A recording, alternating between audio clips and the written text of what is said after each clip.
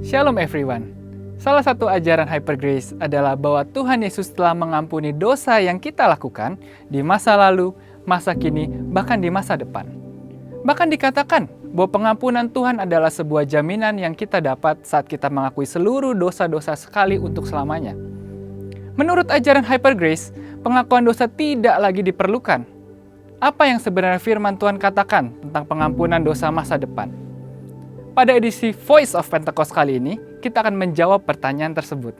Saat kita menerima Tuhan Yesus sebagai Tuhan dan Juru Selamat, maka kita mengalami kelahiran baru dan pembenaran di dalam Kristus. Kelahiran baru menjadikan orang percaya anak Allah dan ciptaan yang baru. Keselamatan yang diperoleh pada tahap ini adalah anugerah Allah. Bukan karena usaha manusia, tapi semata hanya karena iman kita kepada Kristus. Peristiwa ini adalah suatu peristiwa yang terjadi sekali seumur hidup. Dan seketika itu juga menghasilkan pendamaian. Sehingga Allah tidak lagi memperhitungkan dosa-dosa kita sejak kita lahir hingga saat kita mengalami pembenaran.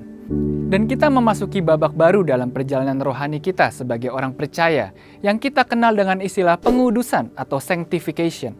Pengudusan adalah suatu proses bagi orang percaya untuk menjadi serupa dengan Kristus, yaitu dengan menghasilkan buah roh. Dan seluruhnya adalah bagian keselamatan. Jadi, keselamatan adalah proses yang terjadi terus-menerus sejak kita mengenal Yesus, menerima Yesus, dan melekat kepadanya dengan menjadi murid yang setia sampai kita menjadi sama seperti Yesus. Puncak dari proses pengudusan adalah pemuliaan atau glorification, di mana ini adalah akhir dari perjalanan hidup orang percaya di dunia. Dan Tuhan akan memberikan tubuh yang baru, yang dibebaskan dari kehadiran dosa dan kepada setiap orang percaya yang setia sampai garis akhir. Mungkin sebagian dari kita pernah mendengar pernyataan, lahir baru itu sekali, tetapi pertobatan itu harus setiap hari.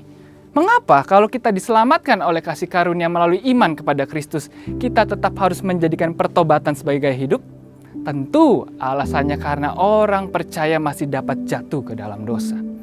Kita dapat melihat kisah-kisah di Alkitab bagaimana orang percaya pun masih bisa jatuh ke dalam dosa. Dan ia tetap perlu mengakui dosanya sehingga pengampunan dari Tuhan turun. Di dalam 1 Korintus 11 ayat 28-31, Rasul Paulus meminta jemaat Korintus untuk memeriksa atau menguji diri sebelum menerima perjamuan kudus. Karena ada konsekuensi dari dosa. Dalam hal ini disebutkan menjadi lemah, sakit, bahkan meninggal. Bagi mereka yang belum memeriksakan dirinya dan memohon ampun dari Tuhan atas dosa-dosanya. Kalau mereka sudah diampuni atas dosa masa depannya, dosa yang dilakukan setelah mengalami kelahiran baru, mengapa masih ada konsekuensi dari dosa? Di dalam Ibrani 10 ayat 26-27, penulis surat Ibrani mengatakan bahwa akan ada penghakiman yang mengerikan dan kobaran api yang dahsyat bagi orang yang sengaja berbuat dosa sesudah ia memperoleh pengetahuan tentang kebenaran. Kepada jemaat di Efesus, Pergamus, Tiatira, Sardis, dan Laodikia di kitab Wahyu, Tuhan meminta mereka untuk bertobat dari dosa-dosa mereka agar mereka tidak mengalami penghukuman dan murka Tuhan.